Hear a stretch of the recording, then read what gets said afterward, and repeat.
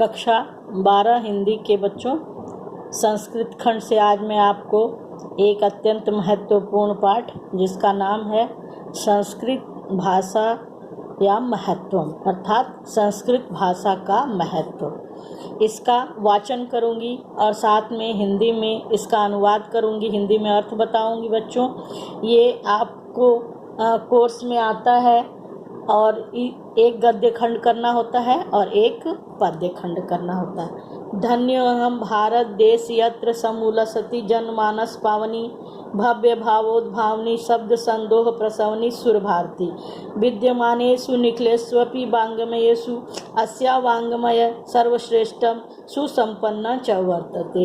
इयमेव भाषा संस्कृत नामापि लोके प्रथिता अस्ति। अस्माकं रामायण महाभारत ऐतिहासिक ग्रंथा चत्वारो वेदा सर्वा उपनिषद अष्टादश पुराणानि अन्यानि च महाकाव्य नाट्यादीनि अस्यामेव भाषायां लिखितानि सन्ति। इयमेव भाषा सर्वासा आर्य भाषाणां जननीति मन्यते भाषा तत्त्वविद्भिः। संस्कृतस्य गौरवं बहुविध ज्ञान श्रेष्ठत्वं व्यापकत्वं च न कस्यापि द्रष्टरे विषय। संस्कृतस्य गौरव में दृष्टपथमानीय संयुक्ताचार्य प्रवरेण दंडिनाः संस्कृतं नाम देवी वागन्वाख्यात महर्षि भी। शब्दार्थ: धन्य है भारत देश जहाँ सुशोभित हो रही है लोगों के मन को पवित्र बनाने वाली, उच्च भावों को उत्पन्न करने वाली, शब्द राशि को जन्म देने वाली देववाणी, सुर देव भारती वाणी। धन्य, जानते हो भारत देश, यत्र जहाँ सुशोभित हो रही है लोगों के मन को पवित्र बनाने वाली। विद्यमान समस्त निखिल, विद्यमान समस्त वांग्मय भाषाओं में यह भाषा सर्वश्रेष्ठ और सुसंपन्न है। यह भाषा संस्कृत नाम से लोके संसार में प्रसिद्ध है। अस्माकम हमारे रामायण महाभारत ऐतिहासिक ग्रंथ, चारों वेद, सभी उपनिषद, 18 पुराण और अन्य महाकाव्य नाटक इत्यादि अस्यामेव भाषायाम इसी भाषा में लिखे गए हैं। यह भाषा समस्त आर्य भाषाओं की जननी है, ऐसा भाषा तत्व के विद्वानों की मान्यता है।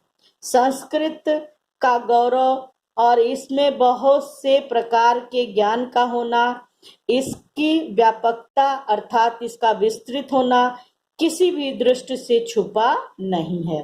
संस्कृत के गौरव को ही दृष्टि में रखते हुए संयुक्ताचार्य प्रवीण दंडी ने कहा है कि संस्कृत देव, उन्होंने क्या कहा कि महर्षियों ने कहा है कि संस्कृत देववाणी है अर्थात ईश्वरीय भाषा है।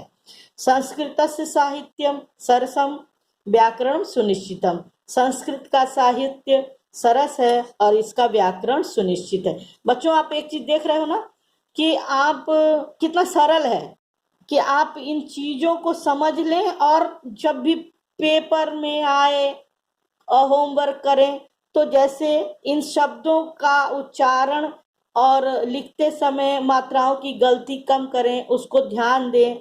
जैसे उच्च भावों को उत्पन्न करने वाली, शब्द राशि को जन्म देने वाली और वांग्मय अर्थात भाषा।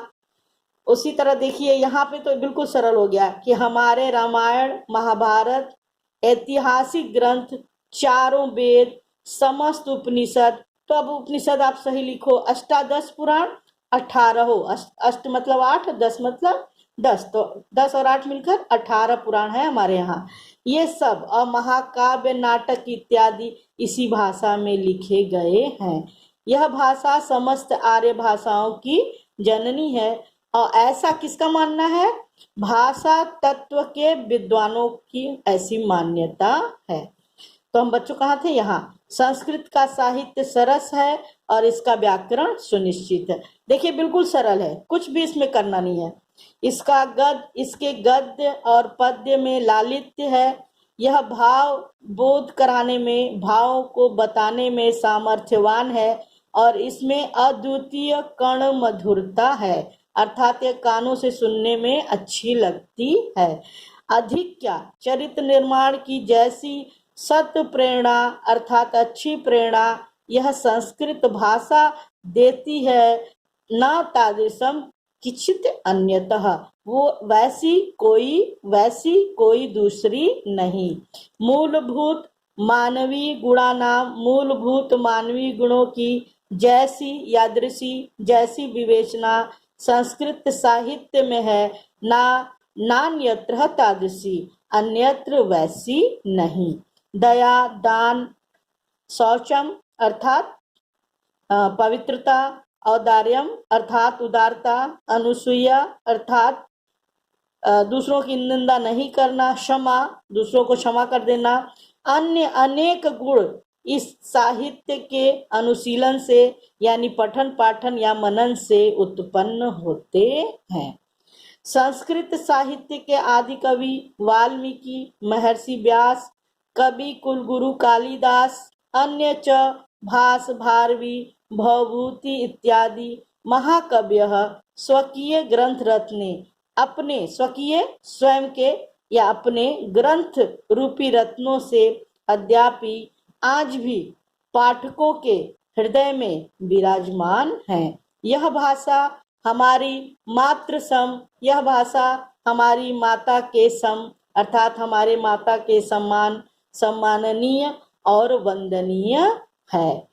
यह तो भारत मातु स्वतंत्रताय गौरवम, इस भारत माता की स्वतंत्रता, इसका गौरव और इसकी अखंडता, सांस्कृतिक एकत्वच यानी सांस्कृतिक एकता, संस्कृत में ही, देखिए संस्कृत अलग है और संस्कृत अलग है, सांस्कृतिक एकता संस्कृत में ही सुरक्षित रह सकती है, सुरक्षित रह सकती है। यह भाषा, यह संस्कृत भाषा समस्त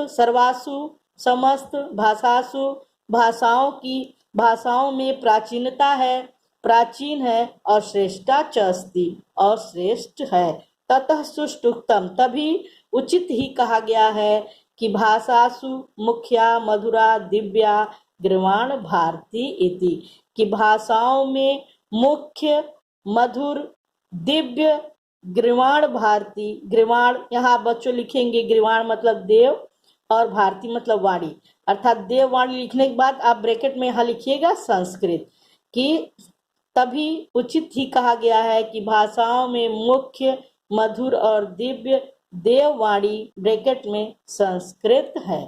तो बच्चों ये इसमें से एक जरूर आता है, तो मैं कहूंगी कि आप इसकी तैयारी करें और इसको हिंदी में एक बार अपनी कॉपी में इसको आप लिख लें। आप देखिए ये इतना सरल भी है कि इसमें नाम ही नाम है और उस नाम को आपको उतारना है और सही उतारना है। धन्यवाद बच्चों।